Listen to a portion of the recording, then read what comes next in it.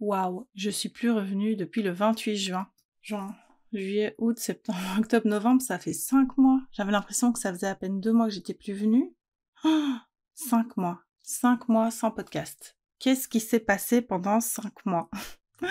C'est de ça que je vais te parler aujourd'hui, entre autres choses. Donc je vais te raconter un petit peu où j'étais, ce que j'ai fait, pourquoi j'étais plus ici. Je vais te parler aussi de l'événement de l'année, puisque c'est la première fois que je m'organise vraiment correctement pour débouler avec une série de remises complètement dingues. Donc je sais pas ce qui m'a pris, c'est un petit peu sur un coup de tête et tout, mais bon, je vais te parler de ça, pourquoi, comment, etc., etc.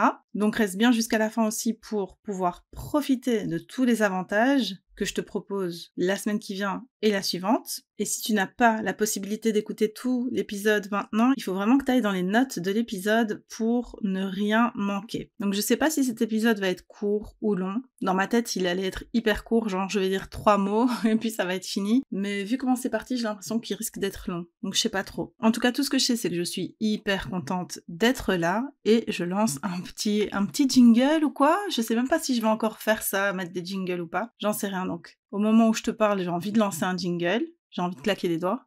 Jingle. Mais je sais pas si au moment où je vais faire le montage, j'aurai envie de mettre un jingle. Donc ce sera un grand suspense. Soit tu auras une petite intro, soit pas. Voilà.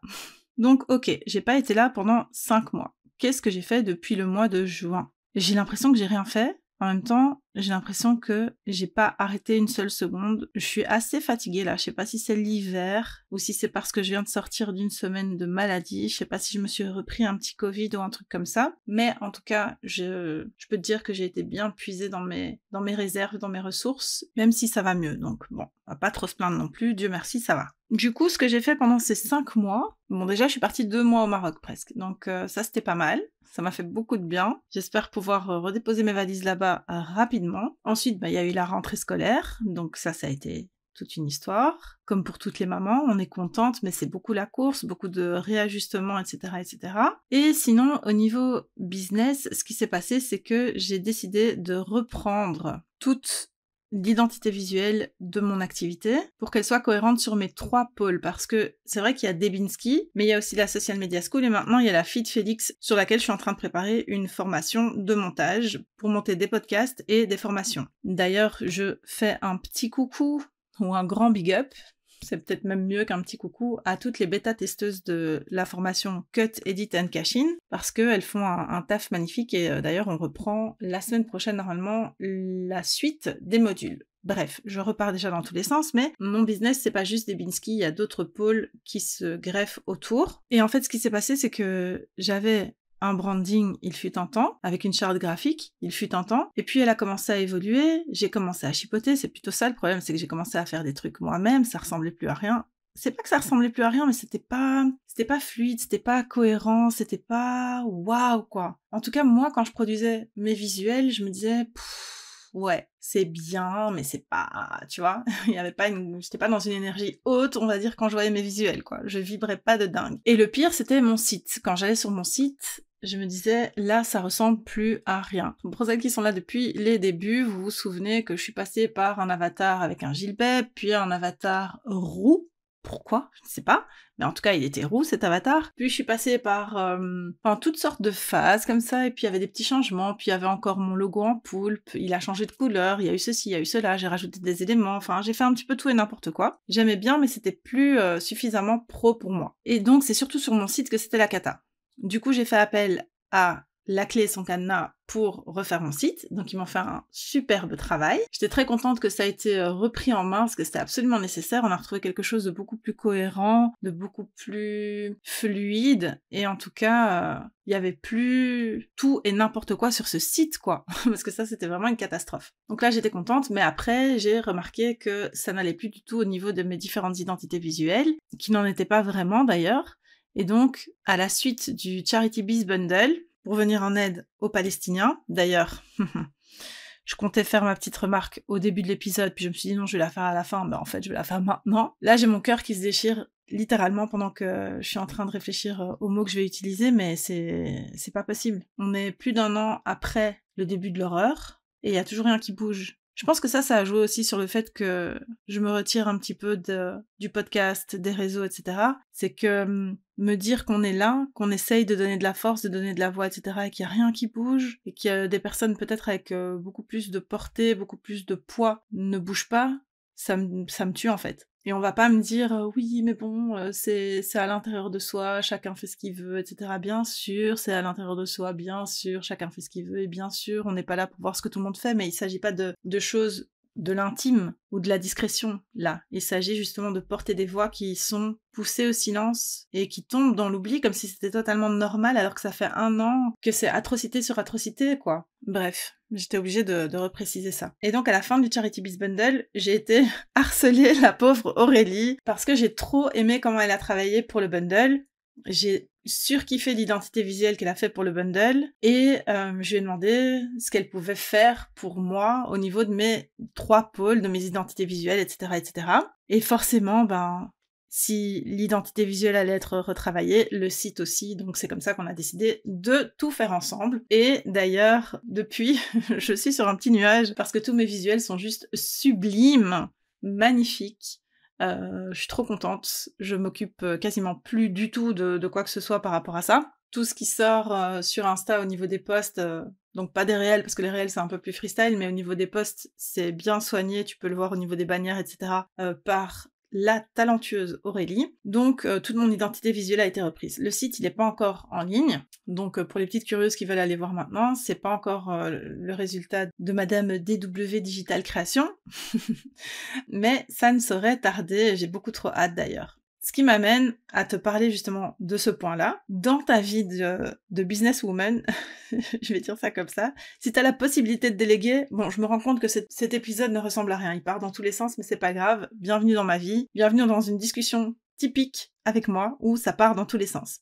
Donc, ce qui m'amène à te dire que si tu délègues, si t'as la possibilité de déléguer plutôt, dans ton business, fais-le. Moi, par exemple, je vois, là, on a travaillé sur la surprise dont je te parle, qui n'est plus une surprise d'ailleurs, donc je vais arrêter de dire que c'est une surprise parce que j'en ai déjà parlé sur les réseaux. En fait, la semaine prochaine, j'ouvre pour ma newsletter, et la semaine d'après, j'ouvre pour le monde entier, des offres inédites qui s'appellent Real Dealinsky. Alors c'est pas un hasard si ça sort à la même période que le Black Friday, mais je vais t'en parler un petit peu plus tard. Donc, ces offres spécifiques, je les ai mises en place sur mes bons de commande sur Thrivecart. Je me suis appliquée, j'ai mis des cadres, j'ai fait tout un tas de trucs. Je me suis dit, c'est bon, c'est joli et tout. Aurélie, elle va pas devoir trop travailler dessus. Je me suis fourré le doigt dans l'œil. Elle a été reprendre tout, et c'est absolument magnifique, et ça n'a strictement rien à voir avec ce que moi j'avais fait au début. Donc, j'ai passé du temps à préparer des choses qui, de toute façon, ont été totalement refaites, parce que tout simplement, c'est pas mon domaine d'expertise, c'est pas mon truc, quoi. Moi, j'ai pas